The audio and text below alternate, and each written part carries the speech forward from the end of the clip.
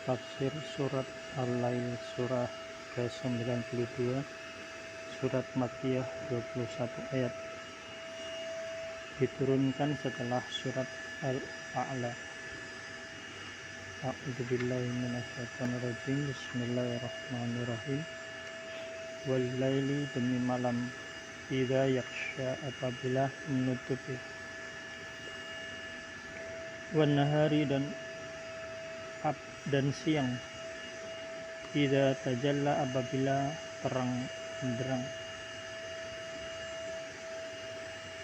wa ma khalaqa, dan penciptaan, az-zakar, laki-laki, wal unsa, dan perempuan.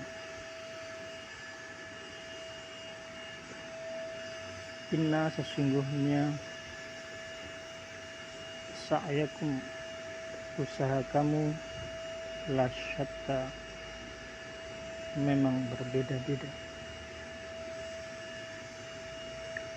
Fa'amma, dan adapun, man a'ta, orang yang memberikan, wattaqwa, dan bertakwa,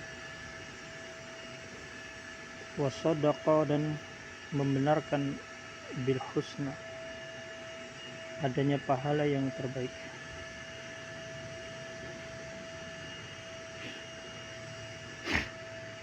Fasanu yasiruhu, maka kami kelak akan menyiapkan baginya, lil yusra, jalan yang mudah.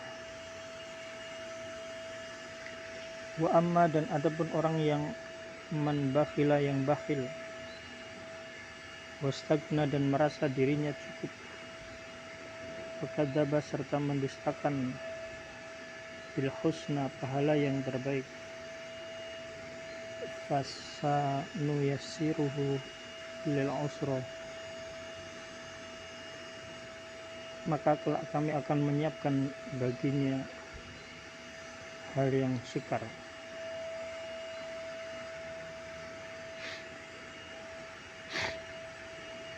Wa ma yubni anhu, dan hartanya tidaklah memberikan kemanfaatan, maluhu, idza taradda, apabila dia telah binasa.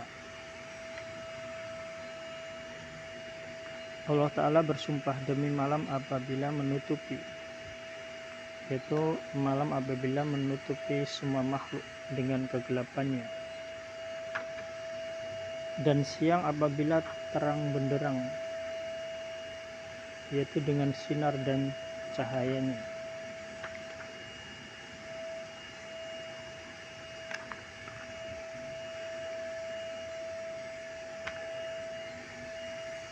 Dan penciptaan laki-laki dan perempuan, ini seperti firman Allah, dan kami telah menciptakan kalian berpasang-pasangan. Mengingat Allah bersumpah dengan hal yang bersilangan, maka yang disumpahkan bersilangan.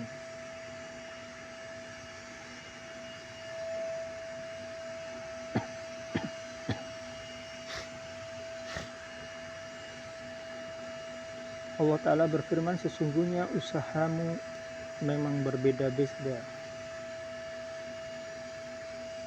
yaitu perbuatan kalian itu bermacam-macam. Ada yang mengerjakan kebaikan dan ada pula yang mengerjakan keburukan. Allah Ta'ala berfirman, adapun orang yang memberikan dan bertakwa, yaitu memberikan sesuatu yang diperintahkan untuk dikeluarkan, dan bertakwa kepada Allah atas segala urusannya, dan membenarkan adanya pahala yang terbaik, yaitu dia sangat percaya bahwa semua amal perbuatan itu akan dibalas oleh Allah. Nafsiran ini dikatakan oleh Qatadah, sebagaimana diriwayatkan oleh Ibnu Abi Hatim dari Ubay bin Ka'ab, sa'altu Rasulullah sallallahu alaihi wasallam anil husna, qala al husna al jannah. Aku bertanya kepada Rasulullah sallallahu alaihi wasallam tentang arti al husna, maka Rasulullah Muhammad sallallahu alaihi wasallam menjawab, al husna adalah surga.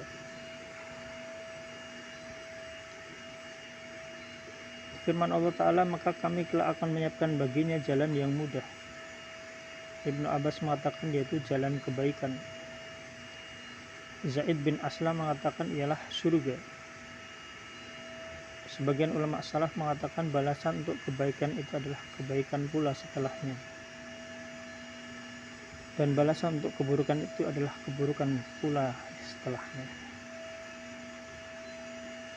Itulah sebabnya Allah Ta'ala berfirman, dan adapun orang-orang yang bakhil terhadap miliknya dan merasa dirinya cukup. Ibnu Abbas radhiyallahu anhu menafsirkan bakhil terhadap hartanya sendiri dan tidak membutuhkan kepada Allah Ta'ala.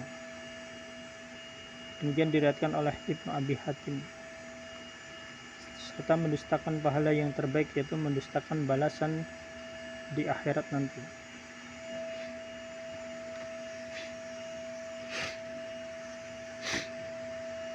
Maka kelak kami akan menyiapkan baginya jalan yang sukar, yaitu jalan keburukan. Sebagaimana firman-Nya, dan kami membalikkan hati dan pandangan mereka, sebagaimana mereka tidak mau beriman sejak mula pertama, lalu kami meninggalkan mereka dalam kesesatan mereka terombang-ambing. Ayat-ayat yang dikedudukan dengan makna ini sangat banyak, dan semuanya menunjukkan bahwa Allah Ta'ala akan memberikan balasan kepada orang yang menghendaki kebaikan dan memberinya taufik untuk menuju ke arah itu, dan orang yang menghendaki keburukan dengan kehinaan. Dan semuanya itu sesuai dengan takdir yang telah ditetapkan. Hadis-hadis yang menunjukkan kepada makna ini pun banyak. Imam Al-Bukhari dengan sanadnya meriwayatkan bahwa Ali radhiyallahu anhu berkata, kami tengah berada bersama Rasulullah SAW di Baqi al-Gharqad ketika mengantarkan jenazah. Lalu Nabi Muhammad SAW bersabda, tidak ada seorang pun di antara kalian kecuali telah disediakan tempat huniannya di dalam surga dan tempat huniannya di dalam neraka. Mereka bertanya, apakah tidak akan menjadikan kami berpangku tangan? Rasulullah Muhammad SAW bersabda, beramallah, karena masing-masing akan dimudahkan terhadap apa yang telah diciptakan untuknya. Kemudian Rasulullah Muhammad SAW membaca ayat, adapun orang yang memberi, bertakwa dan bersedekah dengan kebaikan, kami akan memudahkannya pada kebaikan kepada keburukan. Terdapat pula hadis lain yang senada dengan sanad yang berlainan. Ibnu Jarir mengatakan, dan telah disebutkan bahwa ayat ini diturunkan berkenaan dengan Abu Bakar As-Siddiq yang telah memerdekakan budak yang masuk Islam di kota Mekah. Beliau memerdekakan orang lemah dan para wanita yang masuk Islam. Lalu ayahnya berkata kepadanya, hai anakku, sungguh aku telah melihat engkau memerdekakan begitu banyak orang lemah. Mengapa engkau tidak memerdekakan budak yang kokoh? Mereka akan berdiri bersamamu, membelamu dan menghindarkan bahaya darimu. Abu Bakar menjawab, wahai ayahku, sesungguhnya yang aku inginkan hanyalah ada di sisi Allah.